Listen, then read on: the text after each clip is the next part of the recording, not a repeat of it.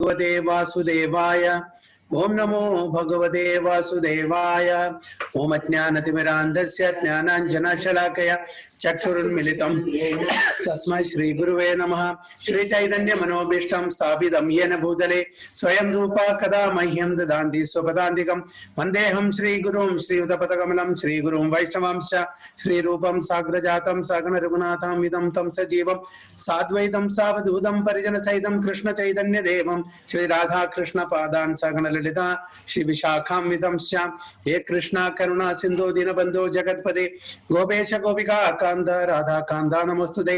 तप्त काञ्चन गौरांगी राधे वृंदावनेश्वरी वृषभानुसुते देवी प्रणमामि हरिप्रिये।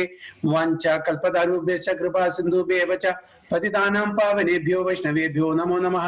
जय श्री कृष्ण चैतन्य प्रभु नित्यानंद श्री अद्वैत गदाधर श्रीवासादि गौर भक्तवृंद।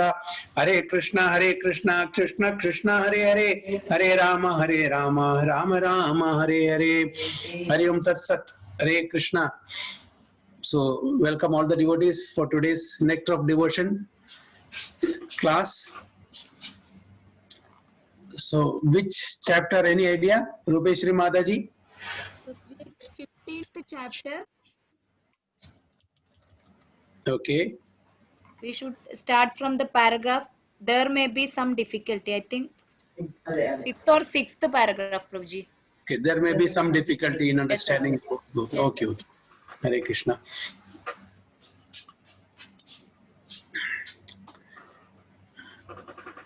So what is the spontaneous devotional service? That is a chapter. Okay. Very good. So there may be some difficulty in understanding that both the gopis and Kamsa achieve the same goal. So this point should be clearly understood because the attitudes of Kamsa and Shishupala were different from that of gopis.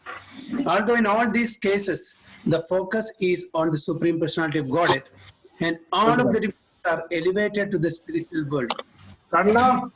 There is still a distinction between these two classes of souls. In the first canto of Srimad Bhagavatam, it is said that the absolute truth is one and that he is manifested as impersonal Brahman, Paramatma, Supersoul, and Bhagavan, the Supreme Personality of Godhead. Here is a spiritual distinction. Although Brahman, Paramatma, and Bhagavan are the same and one absolute truth, devotees like Kamsa or Shishupala could attain only to the Brahman effulgence. They could not have realization of Paramatma or Bhagavan. That is the distinction. So from this paragraph, what we understand is that Rupa Goswami very categorically says that the destination of all these devotees, although they have attained perfection or they have attained the Supreme Lord in different ways. Kamsa or Shishupala have attained the Brahman platform, whereas the gopis, their destination is the Goloka, where they can serve the Supreme Lord face to face in pure loving devotional service. Since Kamsa and Shishupala, their service was unfavorable in the sense out of fear, out of envy, they were serving the Supreme Lord, they were remembering the Supreme Lord. So because they are constantly remembering the Supreme Lord, either by envy or by fear, they will also attain the Supreme Lord, but not the Bhagwan's supreme abode. Okay, they have attained the Brahman platform because they cannot serve the Supreme Lord in a favorable way. That's why they will attain only Brahman platform. There in Goloka or Vaikunta, only in favorable way we can serve the Supreme Lord, not as envious person, not as a person who is afraid of the Supreme Lord. So that is why the destination matters. Although they are remembering, constantly remembering, the remembrance is because of fear and because of enviousness. So that is the difference. So Hare Krishna, so any point?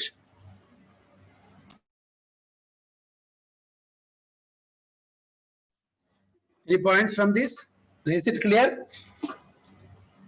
the pure devotees destination, and the people who are envious or who are just doing devotional service out of duty, out of fear, they don't reach the same destination as of the pure devotees. Because there is a sloka also in Srimad Bhagavatam,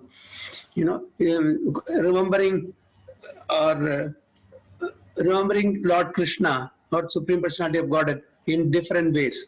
Okay, just we can remember or take the name of holy name of Krishna in a what you call entertaining way, in the classical music or through some songs, or in a teasing way, or in a neglecting way, but still they will have some benefit because they are uttering the name of Lord Krishna.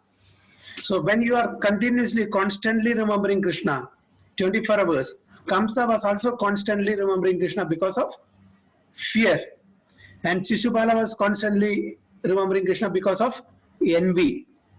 Gopis and Gopas were remembering Krishna because they were on the conjugal mood or the Sakya mood. Okay, so they attained the highest realm of the supreme abode of Krishna, that is the Goloka Vrindavana. So that's the difference of remembering Krishna in different moods and ways.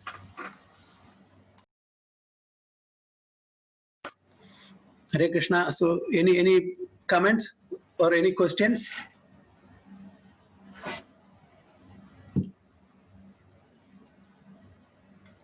Haribol, Prabhu. Okay, very good. So we will move to the next. An analogy can be given with the sun globe and the sunshine. To remain in the sunshine does not mean one has gone to the sun globe. The temperature of the sun globe is different from the temperature of the sunshine. One who has gone through the sunshine in jet planes or in spaceships has not necessarily gone to the sun globe. Although the sunshine and the sun globe are actually one and the same, still there is a distinction. For one is the energy and one is the energetic source. The absolute truth and his bodily effulgence are in the same way simultaneously one and the different. Kamsa and Shishupala attained to the absolute truth, but they were not allowed to enter into the Goloka Vrindavana abode. Impersonalists and the enemies of the Lord are, because of attraction of God, allowed to enter into his kingdom, but they are not allowed to enter into the Vaikuntha planets or Goloka Vrindavana planet of the Supreme Lord. To enter the kingdom and to enter the king's palace are not the same thing. So Rupa Goswami gives an example of entering into the atmosphere of the sunshine and entering into the sun planet itself. Okay, or the king's kingdom or the king's palace. So these are the analogies given by Rupa Goswami. So from this we can understand, so it is not one and same, although they have attained liberation, but the destination where they attain are different from the pure devotees who are favorably discharging devotional service. Srila Rupa Goswami is trying here to describe the different achievements of the impersonalist and the personalist. Generally, those who are impersonalists and are inimical to the Supreme Personality of Godhead get entrance only into the impersonal Brahman. So the impersonalists who are always envious of the personal form of the Supreme Personality of Godhead will never reach the Vaikuntha or Goloka planets. They will always end up in the impersonal Brahma Jyoti.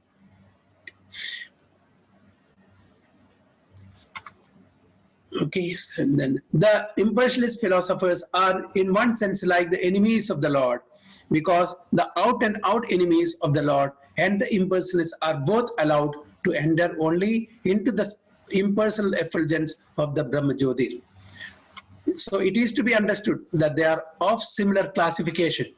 And actually, the impersonalists are enemies of God because they cannot tolerate the unparalleled opulence of the Lord. They try always to place themselves on the same level with the Lord, just like Hiranyaksha, Kamsa and all. They cannot tolerate the the greatest opulence of the Lord. They want to compete with the Lord. So that is due to the envious attitude. Sri Chaitanya Mahaprabhu has proclaimed the impersonalists to be offenders of the Lord. The Lord is so kind, however, that even though they are his enemies, they are still allowed to enter into the spiritual kingdom and remain in the impersonal Brahmajyotir, the undifferentiated light of the Absolute. Sometimes an impersonalist may gradually elevate himself to the personal conception of the Lord. Bhagavad Gita confirms this. After many births and deaths, he who is actually in knowledge surrenders unto me. By such surrender, an impersonalist can be elevated to the Vaikuntha Loka spiritual planet, where as a surrendered soul, he attains bodily features like those of the Lord. Now, the question may arise, some doubt may arise. We know Jaya Vijaya, Kamsa and Shishupala, not right? Kamsa and Shishupala,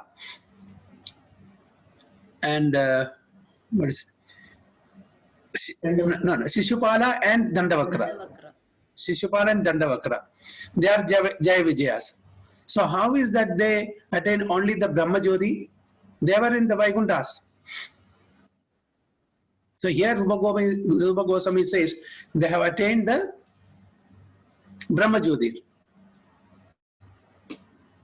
How can we understand that?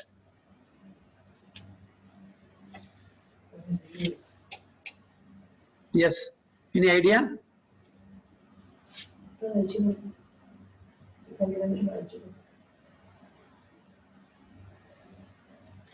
So they were in the Vaikuntha Loka as gatekeepers, right?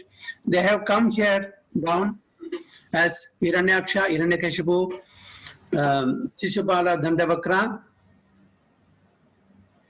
and who was the Ravana?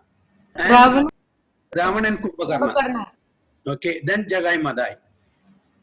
So here, as per this, Rupa Goswami says their destination is Brahma Jyoti. So how are we to understand that, they have come from Vaikuntha and how they are going back to Brahma Jyoti? Prabhu, just an attempt, Prabhu. I'm not sure whether it is correct, but they happen to get a curse at the doorsteps of Vaikuntha, Prabhu, and for that they had come for 3 lifetimes. Right, Prabhu? That was the curse. Yeah, right. So they have finished the curse, and after that they will go back to Vaikuntha only, Prabhu. But here Rupa Goswami says, especially Shishupala, after that, the last is Shishupala, not the third lifetime. So they are supposed to go to the Vaikuntha. But here Rupa Goswami says they have gone to the Brahma Jyotir. Prabhu, is Srila Rupa Goswami trying to convey that if we try to follow like them, then for them the destination will be definitely this one, Prabhu. For them personally, it is going back to Vaikuntha. But people who see and follow Hiranyakashipu and all those demons, for them this destination is sure, Prabhu. Yes, Prabhu, exactly. Because this is a pastime. This is a Leela. They belong to the Vaikuntha planets. Definitely they will go. Even though they may, first dispatch to the Brahma Jyotir, immediately they will be taken back home, back to Godhead, to their Vaikuntha planets. Because they have come here to partake in the Leela of the Supreme Lord. Okay? We are not like that. We are not taking part in the Supreme Lord's Leela. So if we are behaving in that way, we are remembering constantly Krishna in unfavorable way, okay, 24 hours, then definitely we'll also get liberation from this material, because we are constantly remembering Krishna in an enviousness or out of fear, out of duty, whatever it is, but our destination will be in the Brahma Jyotir. So as far as Jaya and Vijaya are concerned, they are pure devotees of the Lord. They were doing pure devotional service in Vaikuntha planet. So just for us to understand, as you have rightly said, this is just to make us understand that this will be the result of remembering Krishna in an unfavorable way. Is it clear? Haribol? Yes. Hare Krishna. Hari Bol. Sometimes an impersonalist may gradually elevate himself to the personal. We read that, right? Yeah. Okay. In the Brahmanda Purana, it is stated, those who have achieved liberation from material contamination and those who are demons and are killed by the Supreme Personality of Godhead become absorbed in the Brahman concept of life and reside in the spiritual sky of the Brahma Jyotir. That spiritual sky is far beyond the material sky, and it is confirmed also in Bhagavad Gita that beyond the material sky there is another eternal sky. The enemies and the impersonalists may be allowed to enter into the Brahman effulgence, but the devotees of Krishna are promoted all the way to the spiritual planets.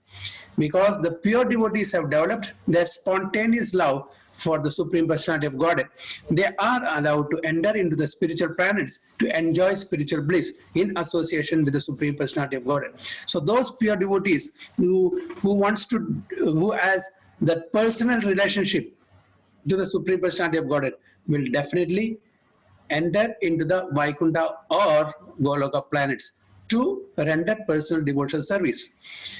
And those impersonalists who doesn't believe in the personal form of the Supreme Personality of Godhead, what's the point of taking them to that abode? There's no point, because they don't want to do any service. They don't believe in the form of the Supreme Lord.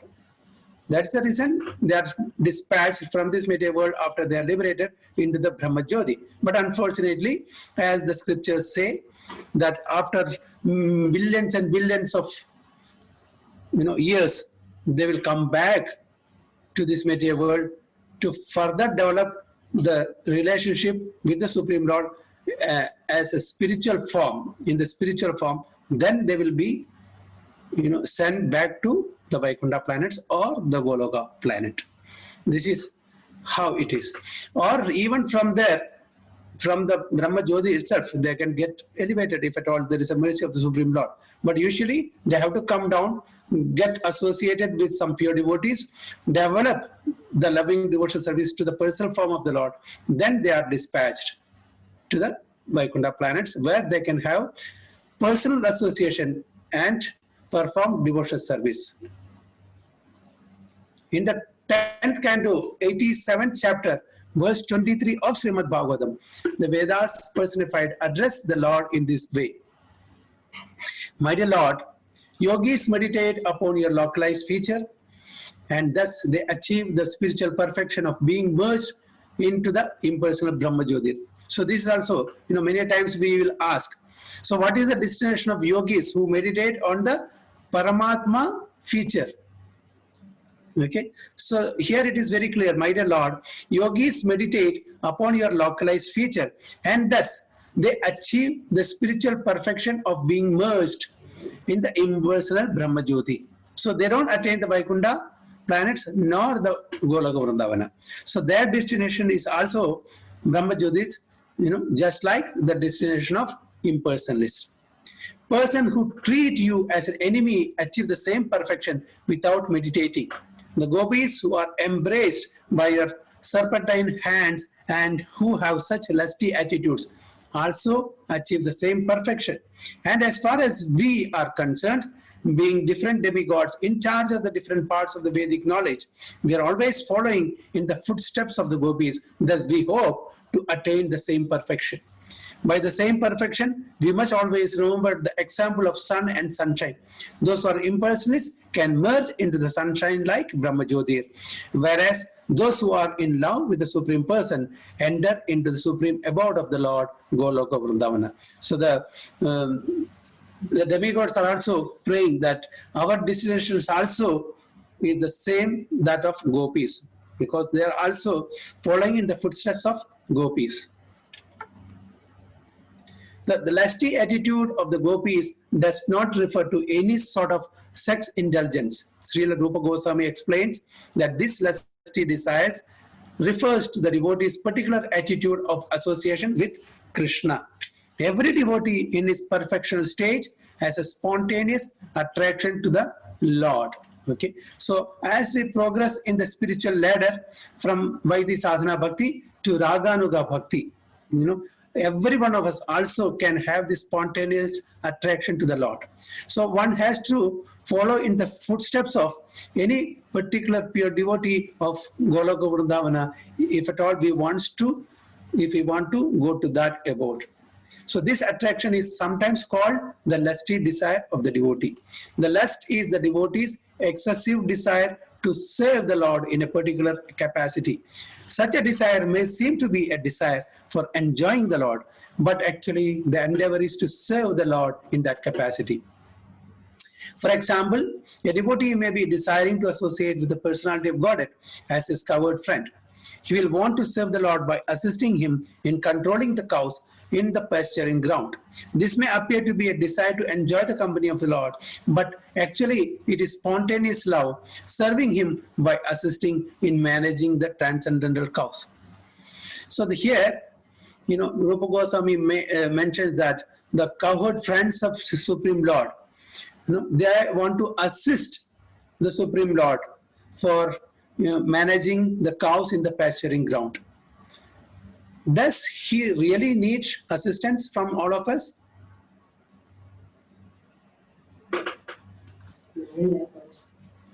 No, Prabhuji. Then, He wants to give them pleasure. yes, so the Lord wants to give his pure devotees the pleasure of associating with him.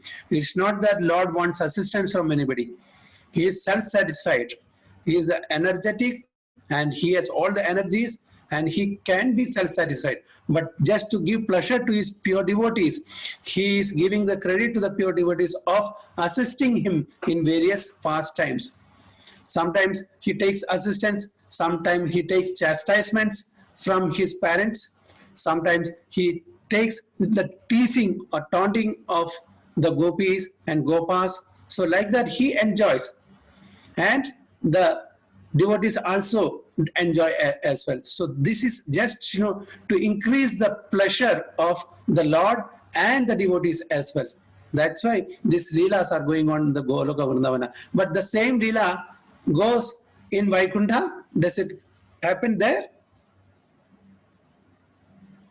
No, Prabhu, there it is something. Yes. Why it is not happening there? Dasya Bhavam, Prabhu? Only Dasya Bhavam? Because there the Lord is with all opulence, Aishwarya Bhav.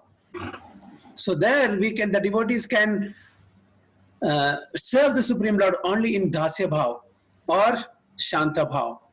Okay? And the Lakshmis of Vaikuntha planet to a certain extent in that, what you call conjugal love.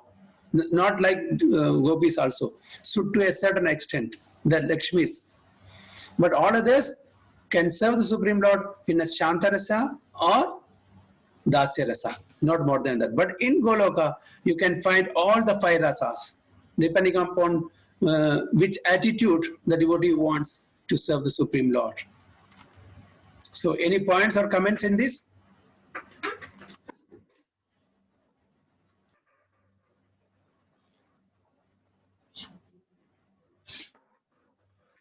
Haribol? Haribol, Prabhu, very clear message, Prabhu, very wonderful meaning, Prabhu. Hare Krishna, Hare Krishna. 1 second. Now we'll go to the sensual attraction. This extreme desire to serve the Lord is manifest in the transcendental land of Vraja. And it is specifically manifested among the gopis. The gopis' love for Krishna is so elevated that for our understanding, it is sometimes explained as being lusty desire. Okay?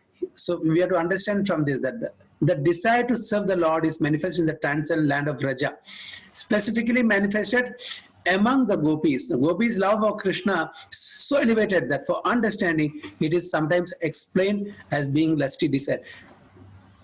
Is there lusty desire in the Goloka or Vaikuntha? Is there? Yes, Prabhu. But on a spiritual meaning, Prabhu, not on the material meaning, Prabhu.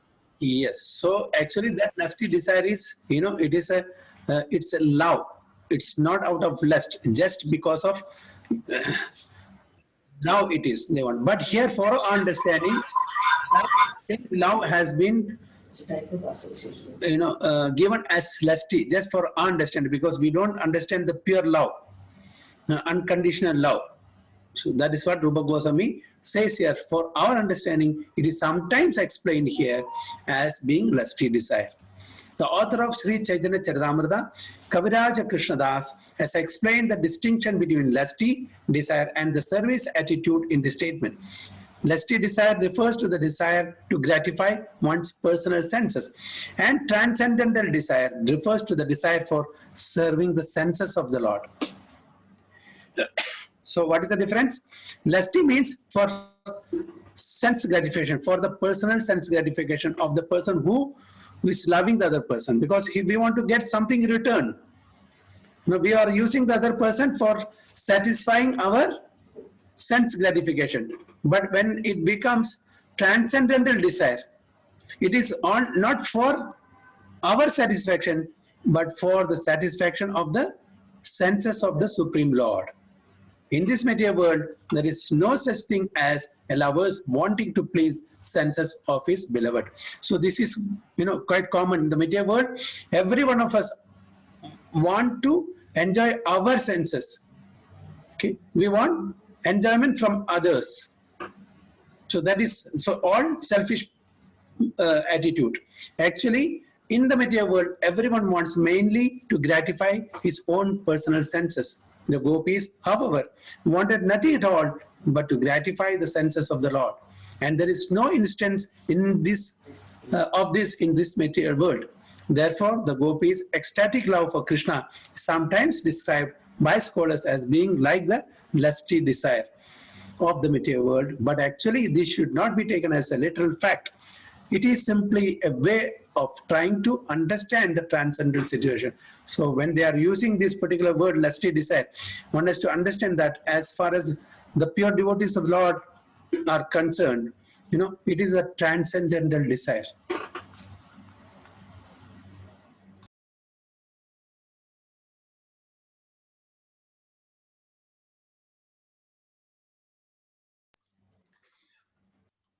Great devotees up to the standard of Uddhava are very dear friends of the Lord, and they decide to follow in the footsteps of the gopis. So the gopis' love for Krishna is certainly not material lusty desire. Otherwise, how could Uddhava aspire to follow in their footsteps? So it's very clear. The Uddhava, the great personalities like Uddhava, all want to follow in the footsteps of gopis. If their desire is lusty, why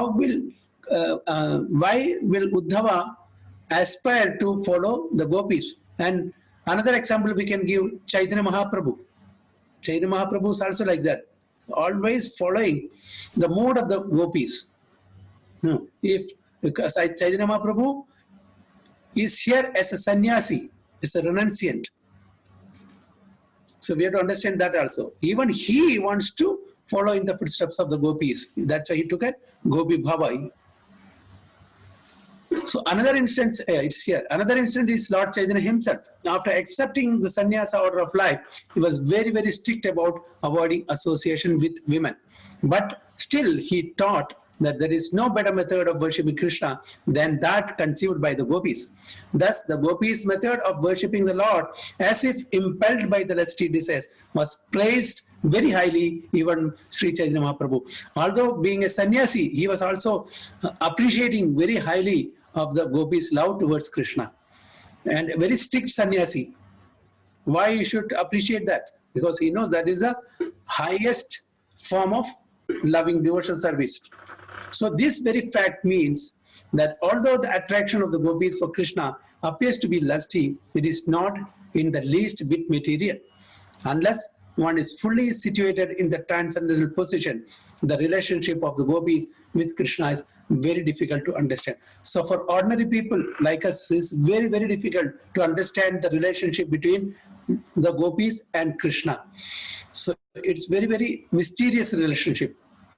Highly, it is impossible for us to conceive this understanding.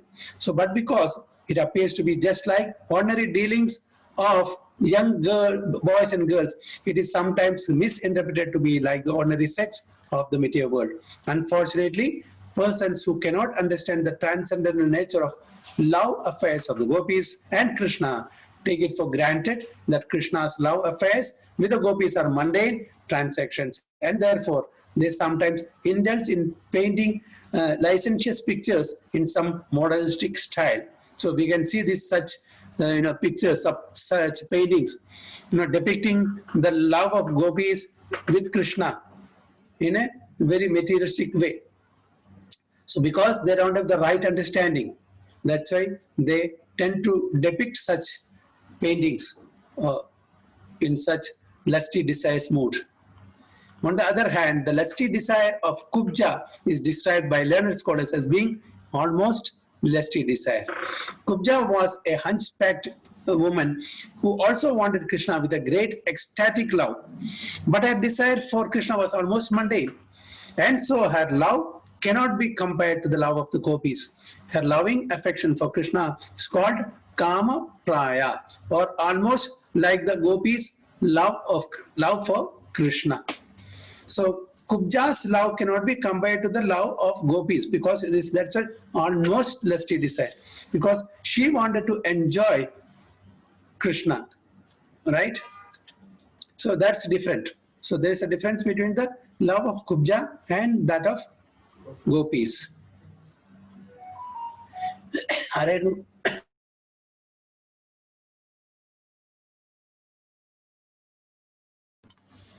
So any questions or any comments? So we are moving to the next.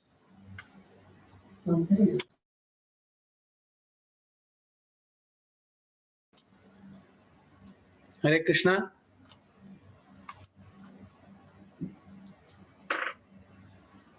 Krishna Prabhuji.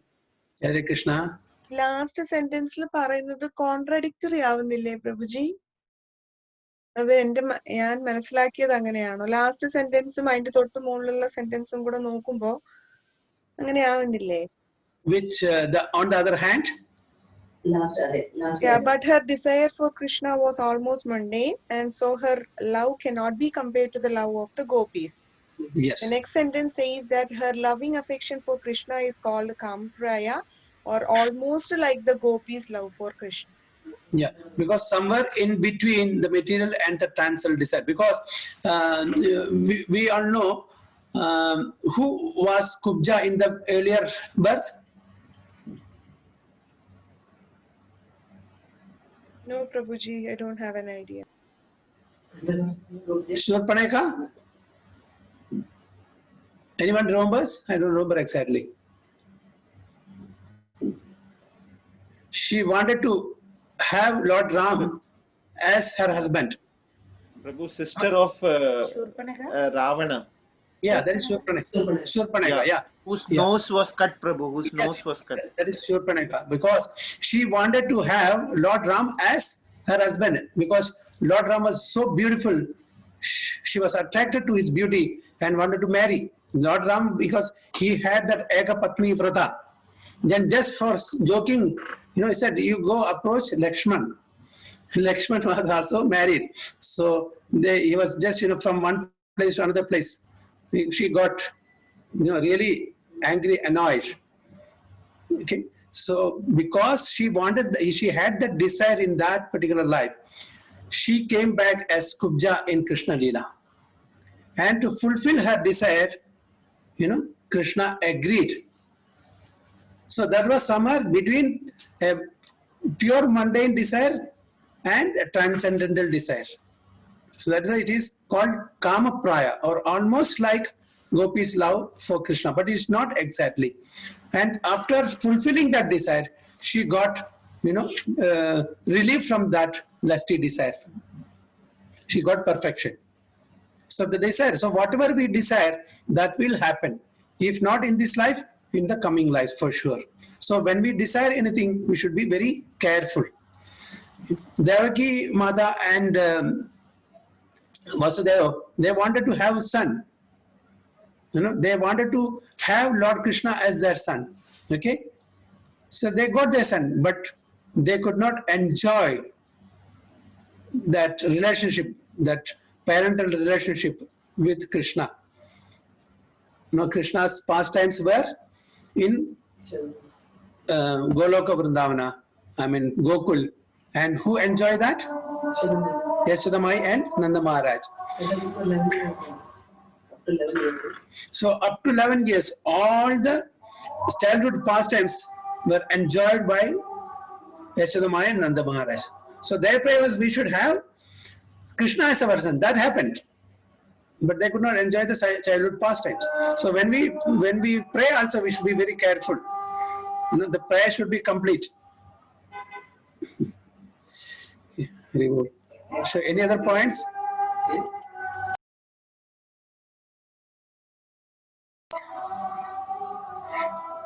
Hare Krishna, any other points? So there's a joke in Malayalam, no? You know, Oru kunyakalu tharane kanane, then the child will take birth with one leg. Krishna. Okay. Prabhu, Yeah. it is very important what to ask to Krishna also. I was today hearing about one of the lectures of Amarendra Prabhu. Yeah. So Amarendra Prabhu was mentioning the previous life of Draupadi. Yeah. So I think in front of Shiva, she was shivering, you know, with happiness, and she asked, "I need a husband. I need a husband." Like that, with excitement, she Five spoke times. 5 times, Yes. and then She got 5 husbands. Yeah, I know. So that's why it's better not to ask anything. You know, if you ask, because we don't know even to ask. yes, Prabhu, yes, really, the best desire is to have no desire, Prabhu. Hari bol. Hari Om. Yes, Mataji, Uttama Bhakti Mataji. Did I answer your question? Yes, Prabhuji, yes. Thank you, Hare Prabhuji. Hare Krishna. So any other comments?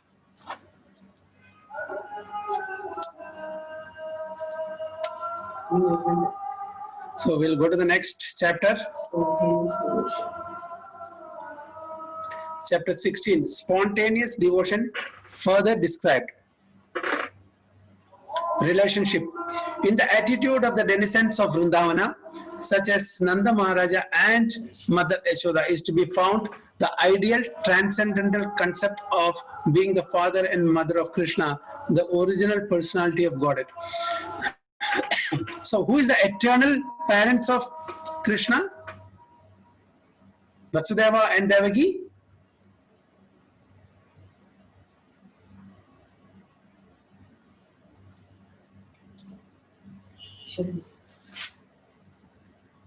What's the answer? Yashoda and Nanda Maharaj Prabhuji, because Yes. he enjoyed there, na? Yeah. them. So the eternal parents of Nanda Maharaj, I mean parents of Krishna is Nanda Maharaj and Mother Yashoda. Okay. Can anyone take that position? Can we become the parent of Krishna in the Goloka? No, Prabhu. No, Prabhuji. Can anyone take the position of Radharani or the Ashtasakis? No. It's not possible. They're all eternally their Sakhis and parents. We cannot take that positions at all. Okay.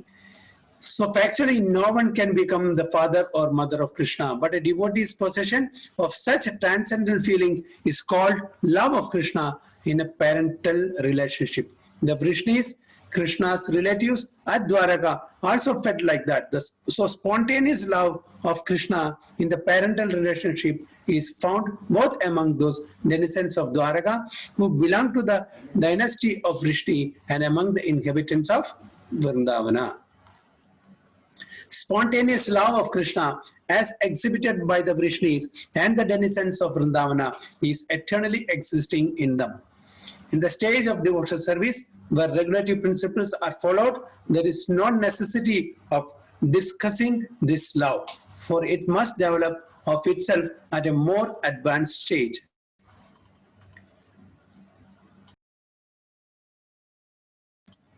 Eligibility for spontaneous devotional service. So what is the eligibility? Let's see now.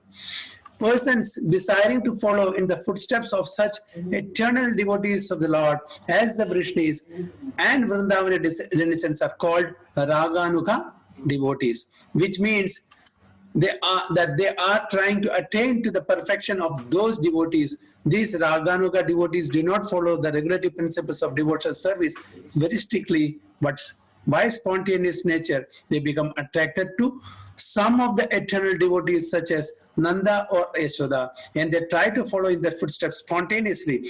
There is a gradual development of the ambition to become like a particular devotee, and this activity is called Raganuga. So many devotees in that realm, in the Goloka Vrindavana, following in the footsteps of such highly elevated devotees like Nanda and Yashoda and the gopis, because they want to enjoy in that mood of relationship, not to replace them, not to take their position. We cannot take their position, but in that mode the devotees can relate with Krishna. So that is what is said here.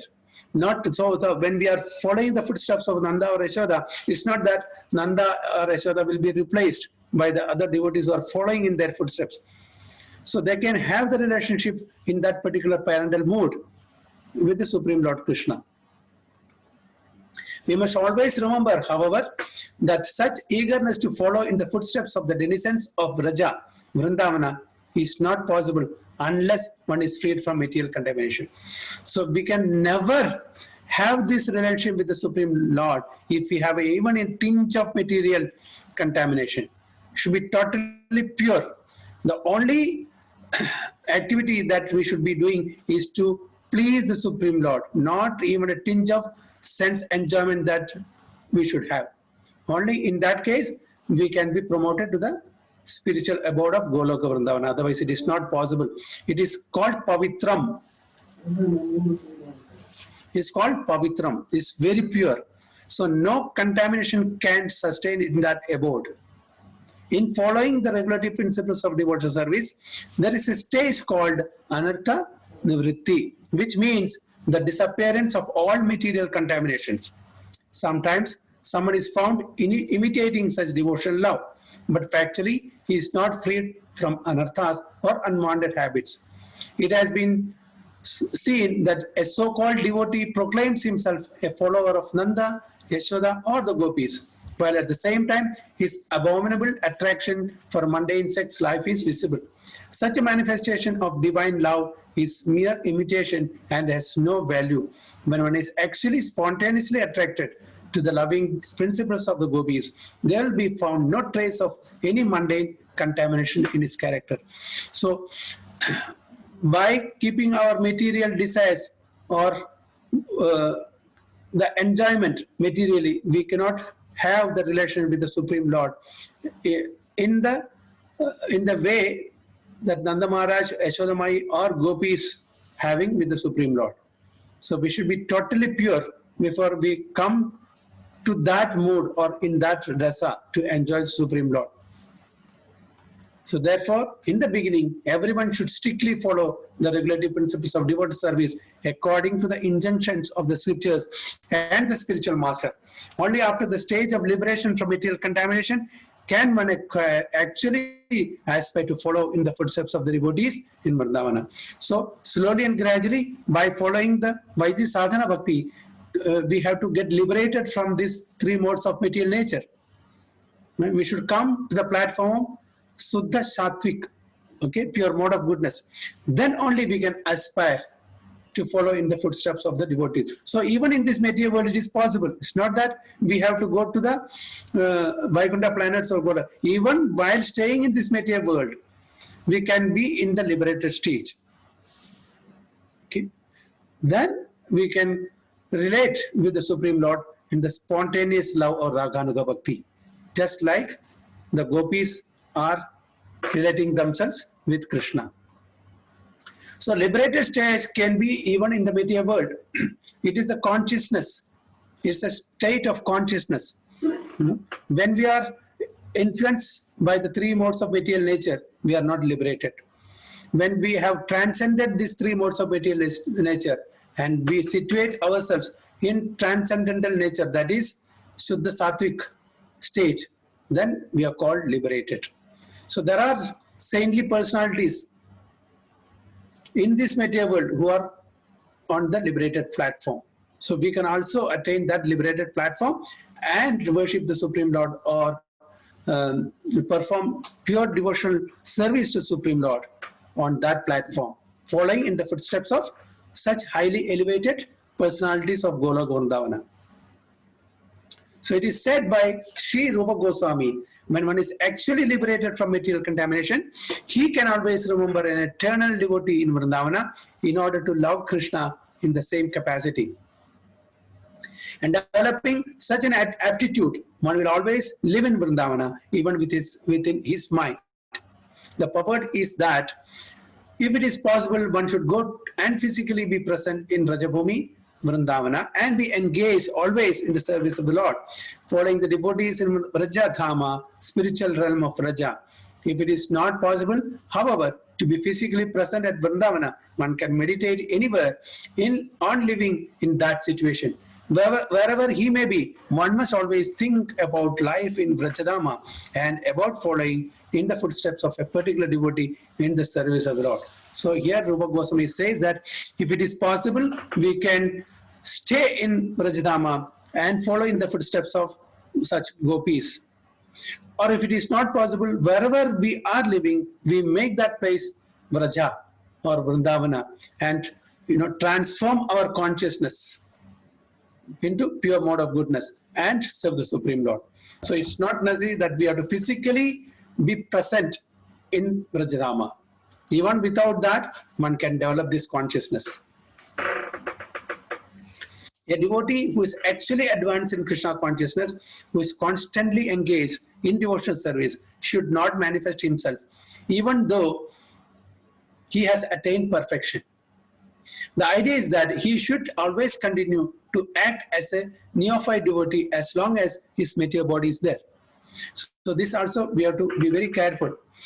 Okay, a devotee who is actually advanced in Krishna consciousness, who is constantly engaged in devotional service, should not manifest himself. So should not pose himself that I am a devotee, I am elevated, this and that. Even though he may have attained perfection, he will still think that I am a neophyte devotee, just like the 6 Goswamis. We know their position. They're all perfected, devotees. They have attained perfection. They are not of this world. But still, look at their attitude and behavior. As if they are, very, very fallen devotees. So like that, so the devotee will never claim that I'm a pure devotee. Okay. So this is the mode of a pure devotee. The mode of a pure devotee is that they will never claim I am a pure devotee. They will always consider themselves lower than even any ordinary people or neophyte purity. That is not an artificial expression. That is the real mode of the Goswamis or the devotees staying in Vrindavana. The idea is that he should always continue to act as a neophyte devotee as long as material body is there. So as long as we are placed in this material world, we have to continue in that way. Activities in devotional service under regulative principles must be followed even by the pure devotees. So one who has attained the perfected level or who has become a pure devotee should never think that now I don't have anything to do. I am a perfected being. So I don't have to follow any regulations, no other rules and regulations. Even they are following the rules and regulations just to set an example for others to follow. In fact, it is not necessary. They are not on an ordinary platform. So just because they have to set an example for others to follow, they are also following all the rules and regulations. But when he realizes his actual position in relationship with the Lord, he can, along with the discharging of regulatory service, think within himself of the Lord under the guidance of a particular associate of the Lord and develop his transcendental sentiments in following that associate.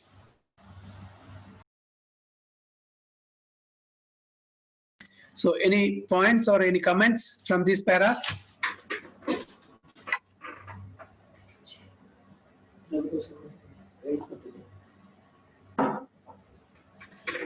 Haribol? Haribol Prabhu. Okay, Hare Krishna. So when the scholars, the Digvijay Pandit came to Vrindavana and met Rupa Goswami, Sanatana Goswami, other Goswamis, for debate, what did they do? Did they debate there to establish that they are the scholars?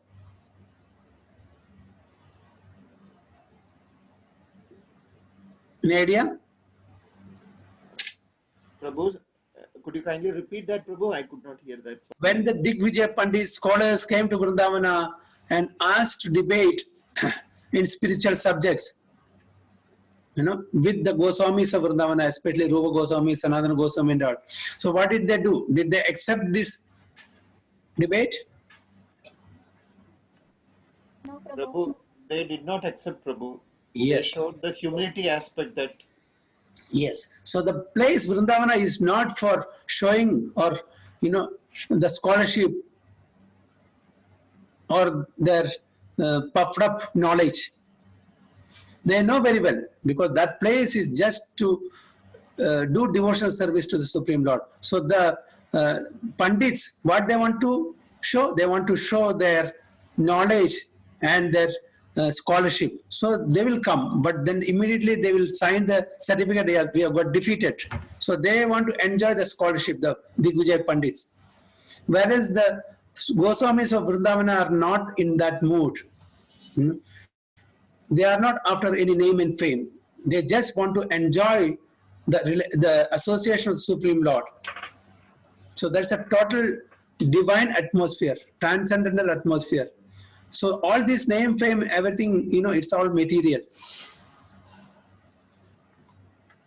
In this connection, we should be careful about the so-called Siddha Pranali. The Siddha Pranali process is followed by a class of men who are not very authorized and who have manufactured their own way of devotional service. They imagine that they have become associates of the Lord simply by thinking of themselves like that. The external behavior is not at all according to the regulatory principles. The so-called Siddha Pranali process is followed by the Prakrita Sahajiya, a pseudo sect of so-called Vaishnavas. In the opinion of Rupa Goswami, such activities are simply disturbances to the standard way of devotional service. So the Rupa Goswami wants us not to follow or not to take consideration of Prakrita Sahajiya, who are pseudo sect of so-called Vaishnavas. There are such people also who pretend themselves to be pure devotees of the Lord and misguiding or simply disturbing the society. So we have to be very careful whom to follow. Sri Rupa Goswami says that learned acharyas recommend that we follow the regulatory principles even after the development of spontaneous love for Krishna. According to the regulatory principles, there are 9 departmental activities as described above, and one should specifically engage himself in the type of devotional service for which he has natural aptitude. For example, one person may have a particular interest in hearing, another may have a particular interest in chanting, and another may have a particular interest in serving in the temple. So these or any of the other 6 different types of devotional service: remembering, serving, praying, engaging in some particular service, being in a friendly relationship, or offering everything in one's possession, should be executed in full earnestness. In this way, everyone should act according to his particular taste. So, according to our aptitude and taste, we should take up any one of the devotional service or all of the devotional service if possible. So, any comments or any points you want to share?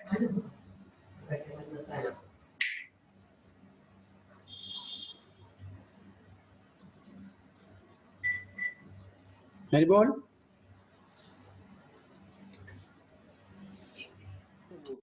Haribol Prabhu. Haribol, okay. So we'll move. conjugal love.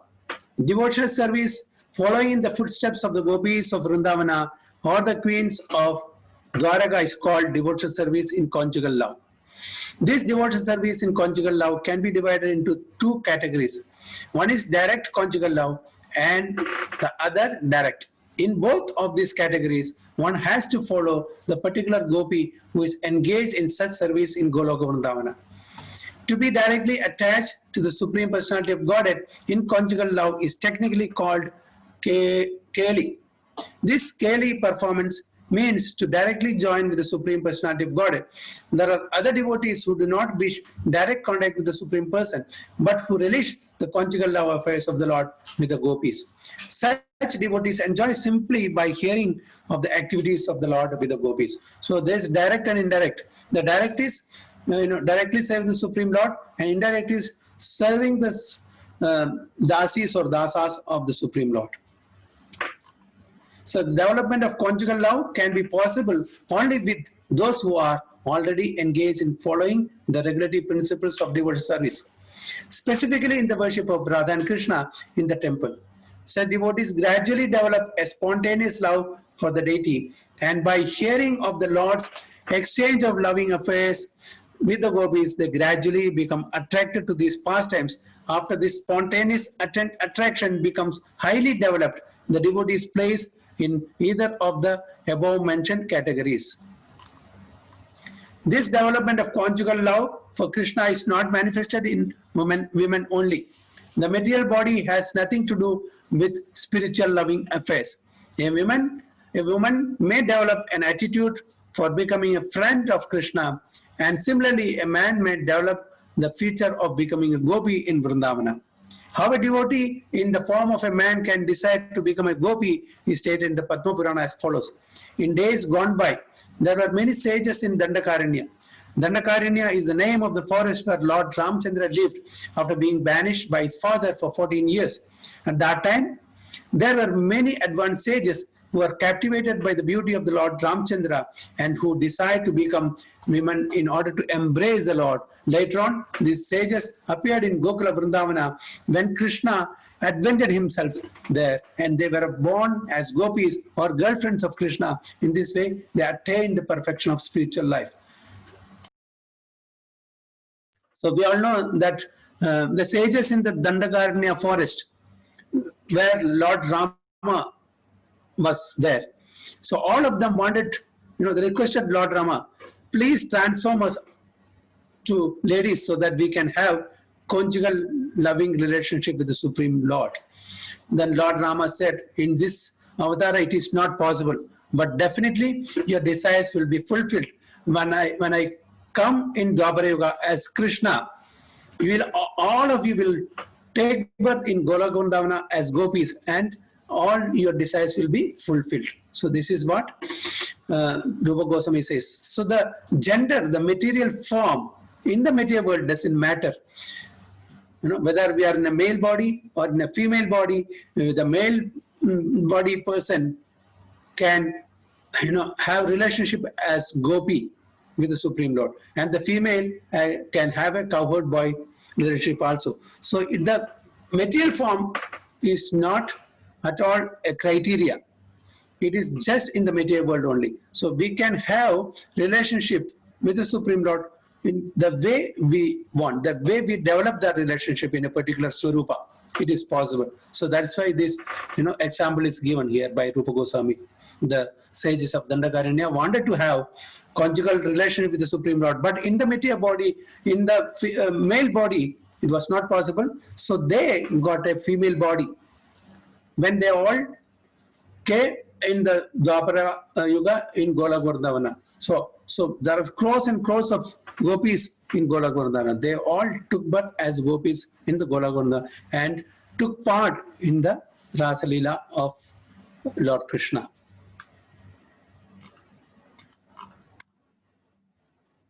The story of the sages of Dandakaranya can be explained as follows. When Lord Ramchandra was residing in Dandakaranya, the sages who were engaged in devotional service there become attracted by his beauty and immediately thought of the gopis in Vrindavana, who enjoyed conjugal loving affection with Krishna. In this instance, it is clear that the sages of Dandakaranya desired conjugal love in the manner of the gopis. Although they were well aware of the Supreme Lord as both Krishna and Lord Ramchandra, they knew that although Ramchandra was an ideal king and could not accept more than one wife, the Lord Krishna, being the full-fledged personality of Godhead, could fulfill the desires of all of them in Vrindavana. The sages also concluded that the form of Lord Krishna is more attractive than that Lord of Ramchandra, and so they prayed to become gopis in the future lives to be associated with Krishna. Lord Ramchandra remained silent, and his silence shows that he accepted the prayers of the sages. Thus, they were blessed by Lord Ramchandra to have association with Lord Krishna in the future lives. As a result of this benediction, they all took birth as women in the wombs of gopis at Gokula, and as they had desired in the previous lives, they enjoy the company of Lord Krishna, who was present at that time in Gokula Vrindavana. The perfection of their human life was thus achieved by the generating a transcendental sentiment to share conjugal love with Lord Krishna. So whatever they decide, they could fulfill, when Lord Krishna descended to this material world in Dwapara Yuga. So all of them got an opportunity to, do devotional service in the conjugal relationship. Conjugal love is divided into two classifications, namely conjugal love as husband and wife and conjugal love as lover and beloved. Swakiya and Parakiya. One who develops conjugal love for Krishna as wife is promoted to Dwaraka, where the devotee becomes the queen of the Lord. One who develops conjugal love for Krishna as a lover is promoted to Goloka Vrindavana to associate with the gopis and enjoy loving affairs with Krishna there. So whoever wants to become the wife of Krishna and enjoy their conjugal love, they will get a place in Dwaraka. Whereas in the Parakiya way, if they want, as lover and the beloved, if they want to enjoy with the Supreme Lord, then they will be promoted to Goloka Vrindavana. We should note carefully, however, that this conjugal love of Krishna, either as gopi or as queen, is not limited only to women. Even men can develop such sentiments, as was evidenced by the sages of Dandakaranya. If someone simply desires conjugal love but does not follow in the footsteps of the gopis, he is promoted to association with the Lord at Dwaraka. In the Mahakurma Purana, it is stated, great sages who were the sons of fire gods, rigidly followed the regulative principles in their desire to have conjugal love for Krishna. As such, in their next lives, they were able to associate with the Lord, the original of all creation, who is known as Vasudeva or Krishna, and all of them got him as their husband. So we have time to complete this, parenthood or friendship. Another 5 minutes. Because Yes, Prabhuji. Prabhuji. some devotees, they have some sloga test today, so I don't want to take more of time. So I'll just finish this. Okay. Parenthood or friendship. Devotees who are attracted to Krishna as parents or as friends should follow in the footsteps of Nanda Maharaja or Shubala respectively. Nanda Maharaja is the foster father of Krishna, and out of all the friends of Krishna, Shubala is the most intimate in Vrajabhumi. So in the development of becoming either the father or friend of the Lord, there are two varieties. One method is that one may try to become the father of the Lord directly, and the other is that one may follow Nanda Maharaja and cherish the ideal of being Krishna's father. Out of these two, the attempt to directly become father of Krishna is not recommended. Such a development can become polluted with Mayavada impersonal philosophy. The Mayavadis or Monists think that they themselves are Krishna, and if one thinks that he himself has become Nanda Maharaja, then his parental love will become contaminated with the Mayavada philosophy. The Mayavada philosophical way of thinking is offensive, and no offender can enter into the kingdom of God to associate with Krishna. So we have explained about this, that we should never aspire to take the place of Nanda or Yashodamai. Rather, we should follow in the footsteps and enjoy their parenthood. Okay, that is what we should aspire, not to take their position. In the Skanda Purana, there is a story of an old man residing in Hastinapura, capital of the kingdom of the Pandus, who desired Krishna as his beloved son. This old man was instructed by Narada to follow in the footsteps of Nanda Maharaja, and thus he achieved success. There is a statement in the Narayana Vyuhastava praise that persons who are always engaged in thinking of the Lord as their husband, friend, father, or well-wisher are always worshipable by everyone.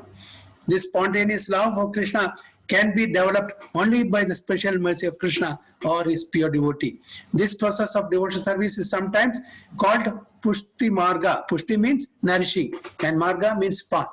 Such development of sentiment nourishes devotional service to the highest standard. Thus, it is called the path of nourishment or Pushti Marga. The Vallabha Sampradaya, which belongs to the Vishnu Swami sect of Vaishnava religion, worship Krishna in this Pushti Marga. Generally, devotees in Gujarat worship Balakrishna under this heading of Pushti Marga. So, Pushti Marga is also a Vaishnava Sampradaya. Coming in the Rudra Sampradaya, the recent prominent Acharya is Vallabha Sampradaya. So, there is a beautiful temple in Srinathji in Nadwar. So, if possible, we all should visit that. They worship the Supreme Lord in the Balagopala form. So Hare Krishna. So I will stop here.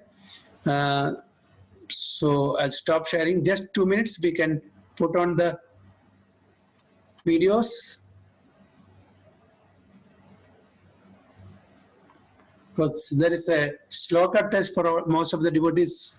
So I want to give them time.